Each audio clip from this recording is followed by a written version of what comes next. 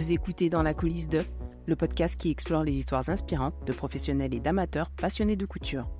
Chaque épisode est une interview d'une personne de ce milieu qui partage ses techniques, ses tendances et ses histoires fascinantes. Je suis Mireille de athénaphrodite.com. Bienvenue dans un nouvel épisode et avant tout, j'aimerais vous remercier chaleureusement de vos nombreux messages et compliments au fil des épisodes. Aussi, je vous invite à noter le podcast. Ça se passe sur Apple Podcast et aussi sur Spotify. Pour donner de la visibilité au podcast, laissez 5 étoiles et votre commentaire. C'est un petit geste pour vous, mais énorme pour moi, car c'est ainsi que vous pourrez soutenir mon travail et m'aider à le continuer gratuitement. Aujourd'hui, c'est la coulisse de Anna Rose Patterns, et donc je reçois Maude, la fondatrice de la marque. Elle crée depuis la Touraine des patrons de couture pour femmes et ne cesse d'imaginer des modèles originaux et adaptés au quotidien. Ensemble, nous allons découvrir cette femme dynamique qui, dorénavant, choisit le mieux fait que parfait. Alors Maude, qu'est-ce qui t'a initialement attirée vers la couture ? Alors déjà petite, je touchais vraiment à beaucoup de choses, beaucoup de ce qu'on appelait à mon époque les travaux manuels, donc le tricot, la poterie, la broderie, enfin vraiment énormément de choses, beaucoup de dessins. Et j'ai testé la couture à l'époque, mais alors ma maman avait une machine, mais elle voulait pas vraiment m'expliquer comment y toucher, elle voulait pas trop que j'y touche d'ailleurs. Et j'ai fait une trousse, je me souviens, avec un vieux jean, mais à part ça, j'ai fait un autre projet t-shirt, si on peut dire, qui a été une catastrophe. Donc ça m'a un peu refroidi sur la couture à l'époque. Alors je devais avoir, je sais pas, 14 ans. Et puis, bon, après, j'ai arrêté tous ces à côté, tous ces hobbies manuels parce que mes études ont pris une grande place. Et je suis revenue à la couture en 2014, justement quand je perdais un peu la motivation pour mon travail de l'époque et que j'avais besoin de retrouver du sens à ce que je faisais. Et c'était la créativité pour moi, donc je suis revenue à la créativité, mais par le tricot d'abord, puis par la couture. Et la couture est devenue vraiment une passion dévorante à ce moment-là. C'était quoi ton travail d'avant et quel est ton parcours pro avant la couture ? Mon parcours professionnel est un petit peu particulier puisque j'ai fait des études de biologie, j'ai un doctorat de biologie moléculaire et j'ai donc travaillé pendant une dizaine d'années dans la recherche publique. D'abord ma thèse à Pasteur à Paris, puis je suis partie faire un post-doctorat à l'université de Genève où j'étais professeur-chercheur. C'était une grande passion, j'ai voulu faire ce métier dès mes 12 ans parce que j'ai pas du tout pensé à l'artistique à l'époque, les années 90. C'était pas vraiment des débouchés l'artistique, c'était du loisir et non, t'auras pas de boulot avec ça, donc laisse tomber. Si j'étais née un petit peu plus tard, je pense que je me serais plus facilement tournée vers l'artistique en me disant je peux en faire quelque chose. Mais bon, je crois qu'il faut pas avoir de regrets et j'ai adoré mon métier, j'ai adoré plein d'aspects de mon métier. Voilà, il y en a d'autres qui m'ont moins plu. Faut être créatif pour être scientifique, mais c'est une autre créativité vraiment différente. Moi, j'avais besoin d'utiliser mes mains, de créer des choses différentes. Premier parcours professionnel qui m'a apporté plein de choses. Et puis le côté scientifique, je pense que ça aide bien quand même pour faire des patrons. Tu as d'autres passions créatives. Tu peux nous en parler un peu plus ? Alors, tu as parlé de tricot, mais je sais qu'il n'y a pas que ça. Oui, il y a le tricot. J'adore la broderie. D'ailleurs, je donne des cours depuis cet été. Je commence à donner des cours de broderie à la main. Cet aspect aussi de transmission, quel que soit le savoir. Et là, donner des cours, notamment de broderie, mais aussi de couture, c'est aussi un plaisir. J'aime beaucoup toujours le dessin, évidemment. Alors, j'adore lire, donc l'été, c'est lecture. J'aime aussi forcément cuisiner. J'aime faire plein de choses avec mes mains et je fais beaucoup de choses. Alors, ils commencent à être grands, mes enfants, mais quand ils étaient plus petits, on faisait aussi de la peinture, fabriquer des choses. Voilà, leur transmettre un petit peu aussi ce goût du DIY, comme on dit aujourd'hui.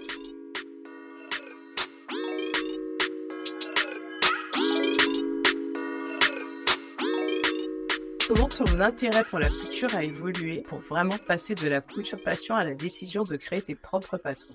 Il y a eu un faisceau de faits, d'événements, mais il y avait à la fois, comme j'ai évoqué un petit peu tout à l'heure, la perte de motivation pour mon travail de chercheur à Genève, déclenchée par la mise au placard, on va dire, de mon chef après l'annonce de ma deuxième grossesse.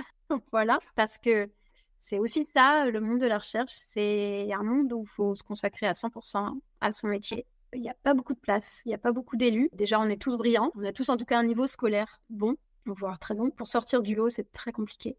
C'est un milieu international, il y a de la concurrence. Tout ça pour dire que moi, ça devenait un milieu professionnel qui m'apportait plus de joie, qui me nourrissait plus assez, qui me faisait même un peu souffrir, qui me démotivait complètement. Et donc, je suis venue d'abord à la couture vraiment pour me faire du bien, hein, comme hobby, voilà. Après, j'ai fait couture d'accessoires, comme on fait souvent au début, pas toujours, mais voilà. Et puis, c'est devenu vraiment une passion, quoi. Je mangeais couture, je dormais couture. Au boulot, j'avais une pause, j'étais sur des blogs couture. Et très, très vite, j'ai voulu faire des vêtements. Il y avait le mariage de ma cousine, une de mes cousines, en été 2015.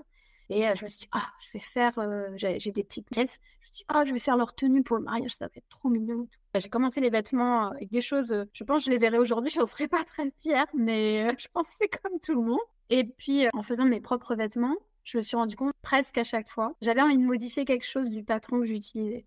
Alors, j'ai tout de suite utilisé les patrons indépendants. Je sais pas exactement pourquoi. Je pense que c'est ce que j'ai vu en premier. Et à chaque fois, je me dis, j'aimerais mieux que le décolleté soit comme ça, ou les manches comme ci, ou je sais pas. Je changeais toujours quelque chose. J'avais toujours eu des envies. En fait, j'avais des tableaux Pinterest énormes de vêtements qui me plaisaient, mais c'était souvent des trucs qu'on trouvait pas dans le commerce. Et donc, rapidement, patron de base, allez, j'essaye, je me lance. Et le déclic est venu en même temps de mon labo qui fermait. Et puis le CSF 2016, où je suis allée me balader en tant que visiteuse avec une de mes créations sur le dos. C'était la blouse de Nelia, premier patron, que j'ai supprimé récemment de mes patrons.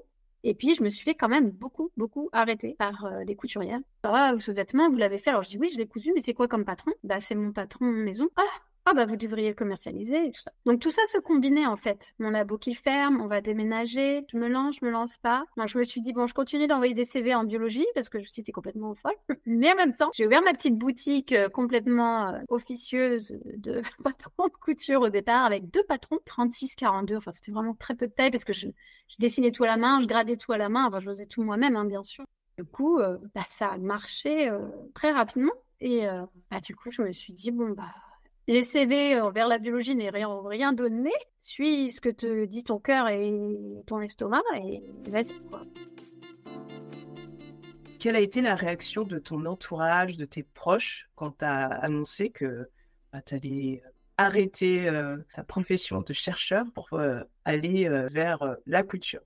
Mon conjoint, qui au départ me boostait parce qu'il voyait que j'étais dans une attente, qu'en fait il ait sa mutation pour qu'on déménage. Donc moi, le labo avait fermé, on est resté quelques mois un peu en stand-by en attendant qu'il ait sa mutation. Et après, quand on est arrivé en Touraine et que il se demandait un peu quand même, c'est normal, hein, il s'inquiétait un petit peu de notre vie aussi financièrement, qu'est-ce que ça allait donner. Il m'a dit, ouais, mais t'es sûr, tu devrais pas retrouver un boulot quand même dans ton domaine. Après, je lui ai montré un peu mes résultats, je faisais déjà des stats, tout un tas de trucs, hein, la scientifique était toujours bien là derrière. Et du coup, je dis, mais regarde, là, tu vois, il y a une progression, t'inquiète pas. Alors, j'ai eu la très grande chance d'avoir du chômage et de pouvoir monter mon entreprise en même temps avec les systèmes qui existaient à l'époque, je pense que ça existe toujours. Et du coup, je lui ai montré, je lui ai dit, tu sais, si je vois que ça stagne, ou que ça ne fonctionne pas, ou que c'est éphémère, je dis, t'inquiète pas, je retrouverai un travail, entre guillemets, sérieux. Mon père, sans trop le dire, je pense, était un peu déçu parce qu'il a toujours un peu cultivé ce côté, cette fierté, je pense un peu mal placée, mais ma fille a fait son doctorat. Et par contre, ma grand-mère, Anna, a été à fond derrière moi. C'est trop génial, c'est super, voilà. Je pense qu'elle avait toujours détecté chez moi cette créativité et peut-être qu'elle trouvait que c'était un peu éteint dans mon travail de chercheur. C'était un peu dommage que peut-être j'étais devenue quelqu'un d'un petit peu rigide, un petit peu trop carré. Parce que petite, j'étais un peu faux-folle, je faisais rire tout le monde, j'étais le clown de la famille. Ma maman m'a dit, fais ce que tu penses être bien, tout en me disant régulièrement, mais t'es sûre que tu devrais pas au moins trouver un mi-temps pour te rassurer côté financier? Et, voilà. Alors, ma sœur était un petit peu avec moi au début puisqu'on avait un blog et puis elle m'a accompagnée un peu dans les premiers temps pour un peu être un peu mon conseil, entre guillemets, mais au bout d'un moment, j'ai senti que c'était plus bloquant que motivant, donc j'ai préféré continuer toute seule. Donc, c'était grosso modo les réactions. Je sais que j'ai un oncle un peu éloigné qui fait une réflexion une fois en disant mais quel gâchis!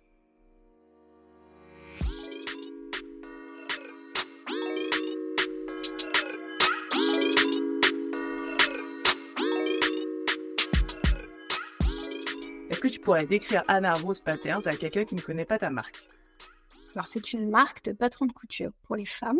Ce sont des patrons de couture pour des vêtements du quotidien, mais pour des vêtements qui ont toujours un petit truc en plus, qui restent uniques, qui sont agréables à coudre et faciles à moduler pour tous les styles et éventuellement pour toutes les occasions. C'est aussi des designs de broderie, parce que même si c'est pas l'activité principale, je propose aussi quelques petits designs. C'est aussi quelques livres de couture. Un dont je suis fière, c'est sur l'upcycling, parce que c'est un sujet qui me touche à titre personnel. C'est une petite entreprise qui a commencé par quelques petits patrons de couture et qui se développe et qui essaie de se développer en s'améliorant toujours plus. Parce que Maud, elle pense qu'on peut toujours s'améliorer, apprendre et faire toujours mieux, même si ça demande du travail et même si ça demande de la remise en question et que c'est pas toujours facile de recevoir les commentaires un peu moins positifs. Voilà.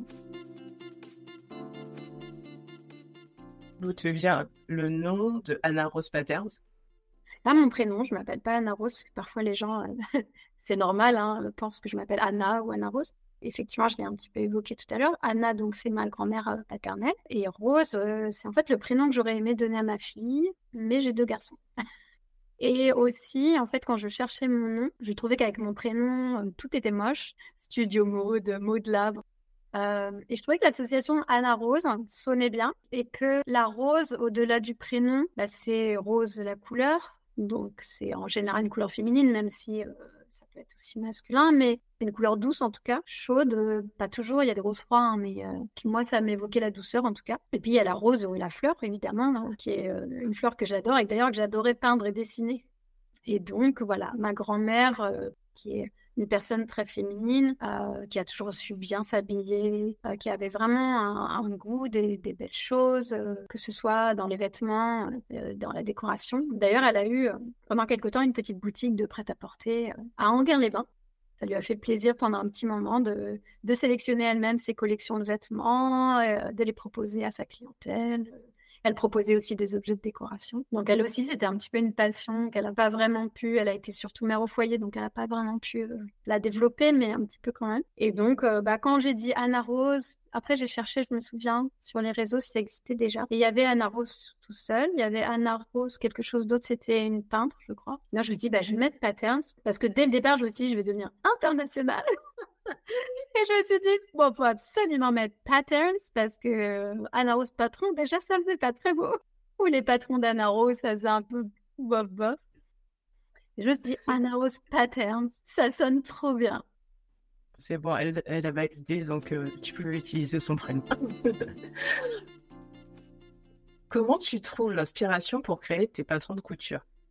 Alors, il y a beaucoup de choses et il y a aussi en fait des phases. C'est assez bizarre. Tu as l'impression qu'il n'y a plus rien qui t'inspire, tu n'as plus d'idées, tu trouves tout soit vu et revu. Et alors, il y a des phases où je me relève la nuit pour dessiner parce que j'ai tellement de trucs dans la tête, tellement de trucs qui me passent. Donc, je pense qu'il y a une sorte de processus déjà interne. Moi, je m'inspire beaucoup grâce à Pinterest de détails. C'est-à-dire, je ne m'inspire pas d'un vêtement au total la plupart du temps. Ça va plutôt être, je sais pas, un type de ceinture, un type de poignet, un col, un pli, quelque chose que j'ai vu sur un vêtement. C'est une allure, c'est, ah tiens, là c'est repris à la taille, là c'est lacé, là c'est un boutonné, voilà. Et donc ça m'inspire. Voilà, je me dis, tiens, ça j'aime bien. Je sais que pour Annabelle, qui est donc une blouse avec un plastron. J'avais vu, alors c'était une blouse complètement différente, mais j'avais vu une blouse comme ça avec un plastron. Il y avait ce jeu de transparence en fait, parce que c'est une blouse assez en voilage un petit peu. Et donc j'avais vraiment, je me rappelle, je me dis ah c'est super. Alors la mienne n'a rien à voir parce que le décolleté n'était pas le même, les manches, tout. Mais voilà, c'est un peu ça qui m'inspire. Après, ça peut arriver aussi dans des films. Ça m'est arrivé de voir des tenues dans certains films, certaines séries. Et puis, j'aime à la fois ce qui est ultra féminin, les robes très près de la taille, mais j'ose pas trop le proposer en patron parce que je me dis que c'est pas forcément adapté ni à toutes les morphologies, ni au quotidien. Voilà. Et j'ai vu qu'il y en a qui font des robes très, très féminines, très décolletées, très près de la taille. Et déjà, c'est pas forcément des vêtements que je mettrais moi-même. Parce qu'au tout début, j'ai créé des patrons où j'adorais le vêtement, je trouvais ça beau. Et je pouvais éventuellement le mettre pour une occasion, mais pas forcément au quotidien. Je me rendais compte que, ça, c'est le décolleté comme ça, c'est un peu gênant finalement. Donc, j'ai essayé d'évoluer petit à petit vers vraiment une garde-robe plus responsable, entre guillemets, c'est-à-dire de proposer vraiment des vêtements que tu peux mettre tous les jours, même si, bon, je veux pas non plus que ce soit n'importe quel vêtement que tu peux trouver dans le commerce, ça n'a pas d'intérêt. Il faut qu'il y ait une note créative dans ce que tu vas coudre. Pas impossible à porter, ou alors tu l'as porté une fois, mais tu as galéré à mettre tes manches dans le manteau, donc tu vas plus le mettre. Bon, c'est pas facile, hein. Parfois, on se trompe, mais je m'éclaterais si je pouvais. Enfin, il y a des vestes, notamment, j'avais montré à une de mes collègues. Elle a plein de plis, elle a une ceinture qui est reprise du dos, elle a des épaulettes. Enfin, mais je la trouve magnifique. Mais jamais je ferai un patron comme ça, parce que il faut aussi penser que je suis une entreprise et il faut rentabiliser la création. Donc, faut que ça se vende. Parmi tous les patrons que tu as créés, j'imagine que tu es fier de chacun d'entre eux, mais est-ce qu'il y en a un en particulier qui t'évoque quelque chose ou qui à tes yeux, est mémorable? À chaque fois que j'ai créé, j'étais fière de la création, mais j'ai toujours une tendance à me remettre beaucoup en cause. Je suis dure avec moi-même et dure avec ce que j'ai créé. Les designs, la plupart me plaisent, mais avec le temps qui passe aussi, il y en a certains où je me dis, bon, c'est pas si exceptionnel que ça, loin de là. Ou des fois, je me dis, mais qu'est-ce qui t'est passé par la tête pour faire ce truc? La plupart, quasiment tous, ont été plébiscités plus ou moins. Voilà, donc j'imagine que ça touche toujours certaines personnes. Après, j'ai été fière de mon premier manteau Anagramme et ça m'a demandé de vraiment retravailler ma technique et mon apprentissage de comment faire les patrons, de tout ce que j'avais pu apprendre, parce qu'il y avait plein de choses qui sont spécifiques à la création d'un manteau, qui sont beaucoup plus complexes, ne serait-ce que créer une doublure, créer le montage de la doublure. Et je suis fière de ce manteau parce que je voulais un manteau tel qu'il est. C'est peut-être un modèle un peu has-been parce que c'est un manteau cintré, mais je pense que ça plaît quand même à pas mal de monde. Parce qu'aujourd'hui, on est plutôt dans la mode des manteaux très lourds, très manches tombantes, très larges. Voilà, donc moi, je voulais un truc au contraire très féminin, cintré. Et puis moi, j'aime bien la symétrie. Je sais que ça parle pas à tout le monde. Donc j'ai fait la blouse Thaïs notamment qui a un boutonnage asymétrique et des cols asymétriques. Et quand je l'ai sortie, j'ai eu beaucoup de « Oh là là, moi, j'aime pas quand c'est asymétrique ». Et beaucoup, je m'entends. On reçoit souvent les messages négatifs parce que les gens qui pensent du bien n'osent pas ou ne pensent pas forcément toujours à le dire. Ça arrive aussi. Par contre, les gens qui sont pas contents ou à qui ça plaît pas, ils sont toujours là pour les dire. Et du coup, sur Anagramme, il y a ce zip un peu asymétrique ou boutonnage asymétrique. Voilà, donc c'est vraiment un modèle qui me ressemblait et j'étais très heureuse quand j'ai sorti parce qu'il a beaucoup plu. Et vraiment, quand on a bossé autant et qu'on a mis autant d'énergie et de travail, évidemment, si ça fait un flop, c'est quand même très décevant. Là, c'était pas le cas. Après, la blouse glam, c'est aussi une fierté. C'est l'avant-dernière que j'ai sortie parce que ça a été un challenge niveau quantité de travail. J'ai hésité longtemps à proposer toutes les options que je propose parce que ça demandait vraiment des explications poussées, énormément de schémas. Donc, j'ai fait beaucoup de schémas. Je me mets toujours à la place d'une couturière qui n'est pas moi, qui ne connaît pas le patron, qui arrive et qui se dit, bon, par quoi je commence? Qu'est-ce que je dois savoir? J'ai aussi mes testeuses qui les cousent, donc qui parfois me font des petits rappels de ah, là, j'ai pas compris, ou là, c'est pas clair, ou ce genre de choses. Et là, vraiment, pour le pack de glam, j'ai carrément fait un sommaire, ce que je fais pas d'habitude, pour vraiment arriver à rediriger les gens. Ok, vous faites cette version, suivez ça. Ça, c'est optionnel, ça peut aller partout. Parce qu'il y avait à la fois des choses qui n'étaient... par exemple, les cols ne vont qu'à l'une ou l'autre des versions. Parce qu'évidemment, il y a soit un col boutonné, soit une ouverture. Donc, ça peut pas être le même col. Mais les manches sont interchangeables. En fait, ça devenait compliqué à expliquer. Et je me suis dit, en plus, parce que je fais aussi beaucoup de papa photo. Quand j'étais en train de le coudre, je me suis dit, mais comment je vais prendre ça en photo? Et du coup, je me suis dit, non, les schémas, c'est carrément plus clair. J'aime bien les idées que j'ai eues sur cette blouse. En tout cas, aujourd'hui, peut-être dans 3 ans, je dirais pas la même chose. Je suis fière aussi par rapport à la masse de travail que ça m'a demandé et d'être allée jusqu'au bout.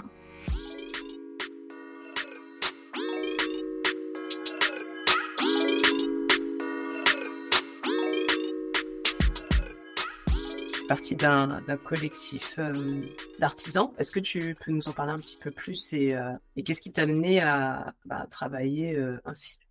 Au 1er février, ça faisait 1 an que j'ai rejoint ce collectif d'artisans. Je commençais à vraiment souffrir de la solitude de mon travail. Cet aspect solitaire, là, ma 5e, 6e année, ça devenait très, très dur. Je pense qu'en plus, après le confinement, ça a commencé à dire, il y a un truc qui va pas là. Donc, Non, et vraiment, parfois, je montais les escaliers parce que c'est un espace qui est au-dessus de mon garage. Je montais les escaliers, mais vraiment en me disant, j'ai pas envie d'y aller. Je faisais ma pause déjeuner en me disant, je vais pas y retourner. Et je me suis dit, Maud, là, il y a un souci. Donc, je me suis dit, c'est pas mon travail. C'est pas la création de patron qui, voilà. C'était vraiment aller me percher là-haut, toute seule. En plus du fait d'être chez moi.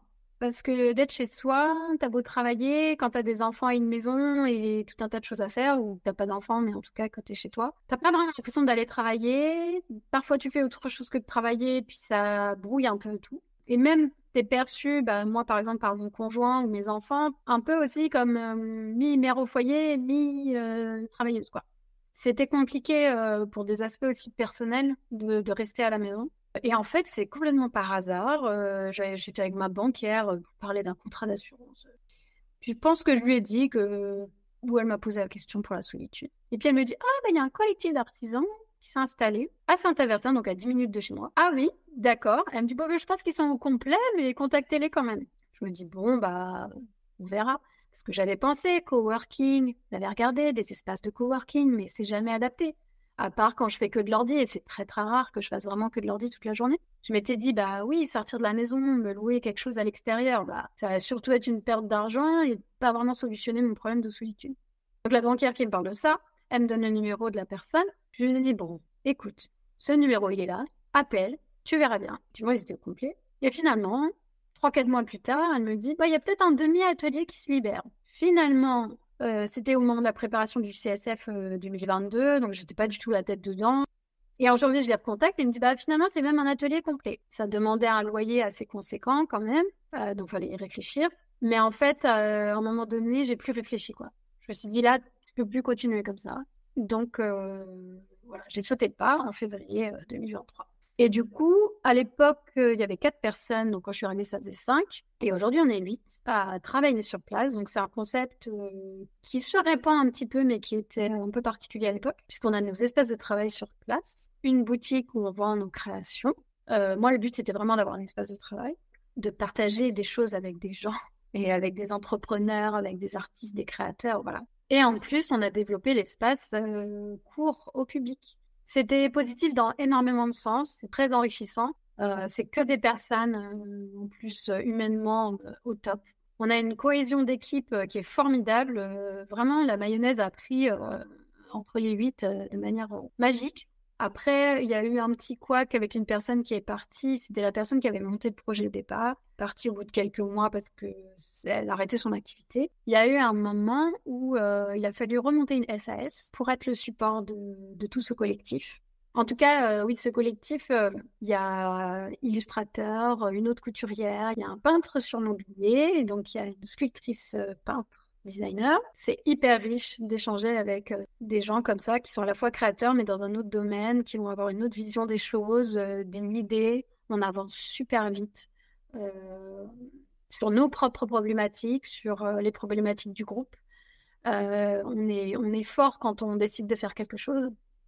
Tu retrouves un aspect social aussi avec ce collectif d'artisans et en plus vous avez un lien qui renforce une cohésion d'équipe. Une force qui vous fait tous avancer quelque part aussi. J'imagine que tu planifies un peu tes journées. Est-ce que tu arrives à faire tout ce que tu décidais, planifier, écrit Et sinon, comment tu gères cette frustration de pas avoir tout coché dans ta to-do list? Non, je n'arrive jamais à faire tout ce que j'ai prévu. Je ne sais pas vraiment si c'est parce que j'en prévois beaucoup trop, mais je pense qu'il y a beaucoup de ça. Parfois, je me mets 3 tâches. Quand je prends du recul, je me dis, mais Maud, ça, il te faut au moins 3 jours pour faire ce que tu veux faire dans une journée. Il y a aussi tous les imprévus. Je ne laisse pas de trou, en fait, aux imprévus. Donc, forcément, quand il y a un imprévu, ça fait un gros bazar dans mon planning. Je suis hyper contente quand j'arrive à cocher toute ma to-do list. C'est satisfaisant. Du coup, j'essaie vraiment de me pousser à pas en mettre trop. Mais quand je suis en train de faire mes plannings, je me dis, ah oui, puis il faut faire ça, puis je les rajoute. Et puis, je sais bien, hein. Bon, à un moment, il va falloir que je trouve une technique, mais c'est pas grave. Et donc, quand je n'arrive pas à faire, j'arrive quand même à faire ce qui est prioritaire. Là, par exemple, en ce moment, je vais avoir un shooting. Il faut absolument que j'ai fini certaines cousettes pour une date. À ce moment-là, je ne regarde même pas ma to-do list. Parce que je suis focus en me disant, Non, c'est ça qu'il faut que tu fasses. Tant que tu n'as pas fini, tu peux rien faire d'autre. Par exemple, j'ai fait une mini pause pour envoyer mes colis parce que je veux pas laisser les personnes attendre trop longtemps ce qu'elles ont commandé. C'est juste ça. Et puis évidemment, je m'occupe de ma famille. Mais dans le boulot, voilà, je suis à fond sur une tâche. Et puis d'autres fois, je vais avoir des journées où je vais faire plein de choses, mais chaque chose va pas me prendre beaucoup de temps. Donc j'avais une très longue liste, mais alors je suis super contente, j'ai tout couché parce que c'est des petits trucs, quoi. Ça m'a pris max 1 heure chaque chose, quoi, à faire. Et donc je suis efficace. Et donc la frustration de pas tout faire, je la gère de mieux en mieux dans le sens où avant j'avais vraiment l'impression d'abandonner. Et maintenant je me dis plus, non mais ça arrête, tu n'y arriveras pas, enfin t'as pas le temps, c'est impossible. Parce que je ne fais pas que ça, justement. Je suis toujours un peu frustrée, mais maintenant, je suis plus à me dire, c'est parce que tu t'en es trop mis, en fait. Tu priorises maintenant, histoire d'être moins frustrée, de ne pas avoir achevé ou être venue à bout de ta to-do. Comment tes compétences acquises dans ton ancien métier de chercheur, telles dans ton activité actuelle? Quand on pense métier de chercheur et créatrice de patrons de couture, on a l'impression que c'est diamétralement opposé. Hein. On me dit souvent, quand j'explique un peu mon parcours, c'est souvent la réaction, c'est souvent « Ah oui, ah bah rien à voir !» Et en fait, pas tant que ça, rien à voir, parce que patron, c'est quand même du dessin, des maths, avoir la vision en 3D, comprendre comment on donne le volume à un vêtement, comment il va tomber sur la personne, qu'est-ce que c'est l'aisance, tout ça, c'est quand même un peu des maths. Et d'ailleurs, je trouve qu'il y a énormément de scientifiques qui font de la couture. Hein.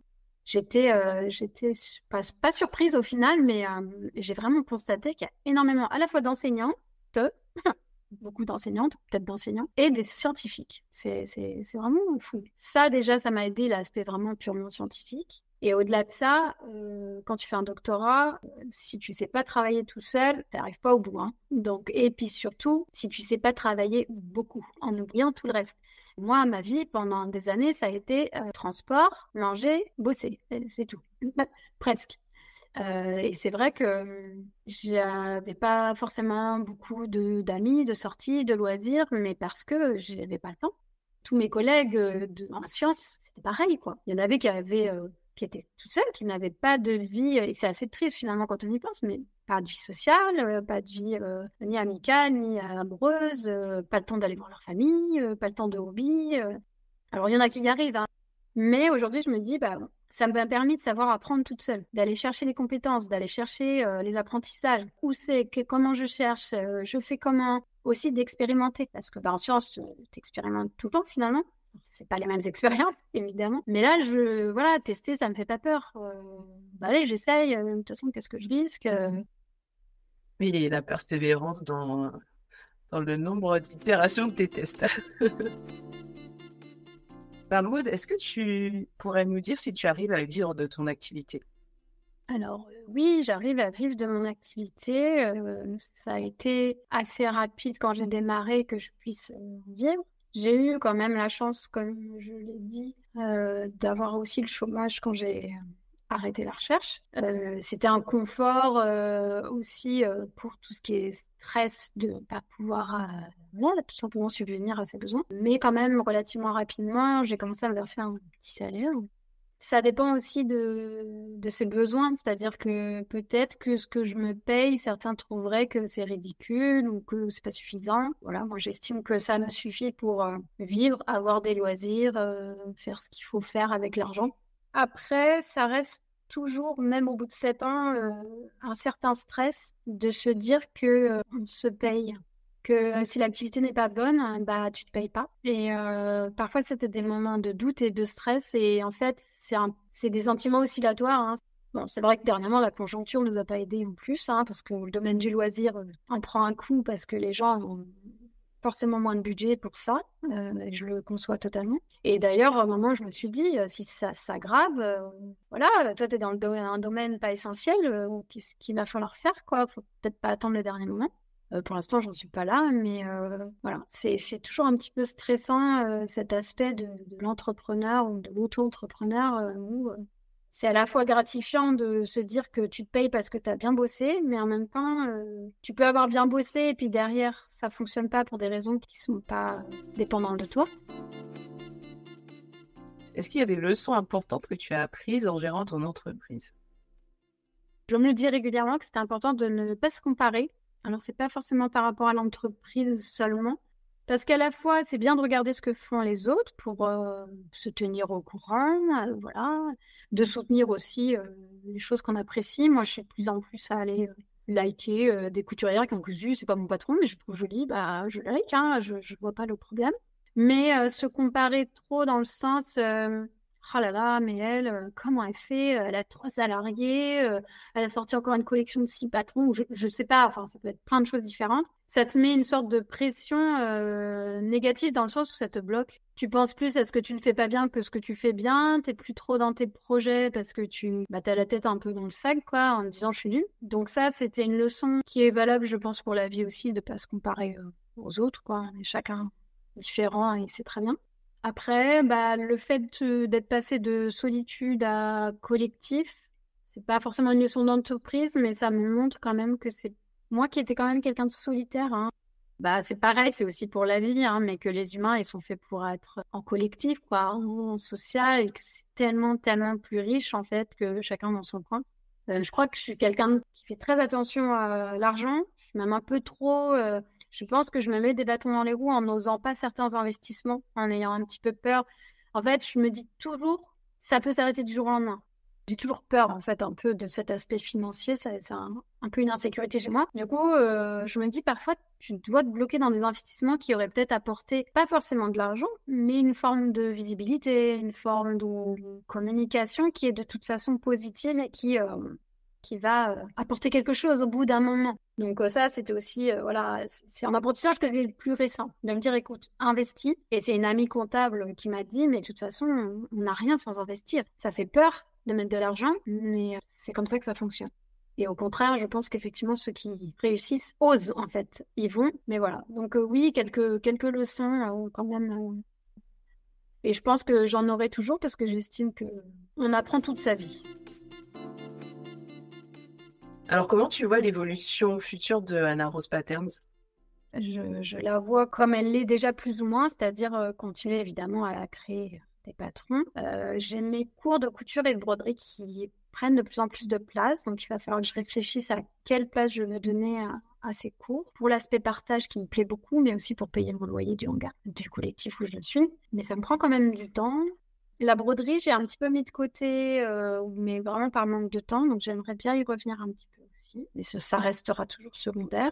Et puis après, niveau patron, ce sera donc toujours créé, mais toujours en essayant d'améliorer l'accompagnement. Et puis, j'ai quand même une certaine quantité de patrons aujourd'hui, mais il y en a certains, effectivement, que j'ai supprimés parce que c'était vraiment des très anciens patrons, vraiment de mes 2 premières collections, qui étaient encore dans l'ancienne gamme de taille, qui n'avaient pas le système de calque par taille que je propose depuis 3 ans, qui n'avaient pas les nouvelles instructions avec les liens cliquables, qui n'avaient aucun pas à pas photo pour accompagner, pas de schéma, ou très très peu, et qui, évidemment, sur le plan purement business, n'étaient pas non plus des best-sellers. Des anciens patrons qui fonctionnent toujours très très bien, qui sont plébiscités, ceux-là, je vais les mettre à jour. Mais en fait, la mise à jour, c'est presque comme faire un nouveau patron, ça prend quasiment autant de temps, surtout quand il faut changer la gamme de taille. Du coup, je repasse par la modéliste, enfin, il y a vraiment beaucoup d'étapes, et puis elle ne le fait pas immédiatement, elle a son planning, hein, donc il y a des délais aussi, il y a un budget. Donc une mise à jour quand il y a eu une erreur, c'est moi qui me suis trompée, et, bien sûr, elle est gratuite. Quand c'est un petit détail qui ne m'a pas demandé beaucoup de temps, souci. Mais par contre, là, quand ça m'a demandé un budget modéliste d'augmenter la gamme de taille, à un moment, il faut l'amortir, quoi. Bah, on dit vidéo, plus en plus. Et puis, quand il y a trop de travail, parce que je suis toute seule pour tout mettre à jour, bah, la décision raisonnable, c'est de supprimer ce qui n'est pas, en plus, le plus gros de mon chiffre d'affaires. Voilà, je vais continuer comme ça, à écouter, pas non plus remettre tout le temps en question. Et niveau design, essayer toujours de faire des choses qui plaisent, mais aussi un petit peu de te surprendre de temps en temps avec peut-être un modèle très épuré ou au contraire un modèle très sophistiqué.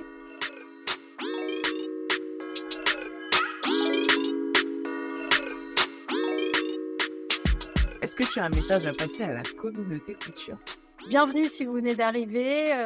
Vous allez faire des vêtements qui vont refléter votre personnalité. Vous allez pouvoir échanger avec des personnes géniales. Et puis, restons tous dans la bienveillance, dans le partage et la gentillesse au-delà de la bienveillance, de partager, de faire vivre la couture le plus possible parce que c'est vraiment à la fois un loisir, à la fois presque une thérapie.